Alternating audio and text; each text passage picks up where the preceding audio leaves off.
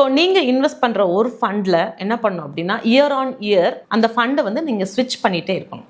ஒரு ஃபண்டில் இன்வெஸ்ட் பண்ணிட்டு நம்ம அப்படியே லாங் டேர்ம் கூடும்போது நோ ப்ராப்ளம். பட் இன் பிட்வீனில் அந்த ஃபண்டை என்ன பண்ணலாம், இப்போ ஒரு ஃபண்டு வந்து மெச்சூர்டாகி ஒரு பீக்கில் இருக்குது அப்படின்னு வச்சுக்கிறீங்களேன். இப்போ லார்ஜ் கேப் எதுவும் எடுத்துக்கிறீங்க. ஸோ நீங்கள் அடுத்து நீங்கள் என்ன பண்ணணும் அப்படின்னா அந்த ஃபண்டு வந்து அதர் க்ரோத் ஒரு ஸ்டாட்டிக் க்ரோத் வந்துருச்சு அப்படின்னா நெக்ஸ்ட் அது வந்து ஸ்விட்ச் பண்ணணும். ஸ்விட்ச் பண்ணிட்டு that is systematic transfer plan அப்படின்னு எஸ்டிபி அப்படின்னு சொல்கிறோம். அதை வந்து அதர் ஃபண்டுக்கு நீங்கள் ஸ்விட்ச் பண்ணிட்டீங்கன்னா ஸோ இந்த ஃபண்டோட க்ரோத்தும் உங்களுக்கு அதிகமாக இருக்கும். அப்போ உங்களுக்கு ரிட்டர்ன்ஸ் நல்லா தானே இருக்கும். ஸோ இப்படி நீங்கள் ப்ராப்பராக அந்த இயர் ஆன் இயர் உங்களோட மியூச்சுவல் ஃபண்ட் டிஸ்ட்ரிபியூட்டரை நீங்கள் பார்த்து நீங்கள் அதுக்கு ஒரு பிளானை வந்து நீங்கள் பண்ணணும். அப்போது உங்களுக்கு ஏற்ற மாதிரி ஃபண்ட்ஸ் எல்லாமே இருக்குது. இப்போ இன்றைக்கி இன்வெஸ்ட் பண்ணி நாளைக்கு எடுக்கணுமா, அதுக்கும் ஃபண்ட் இருக்குது.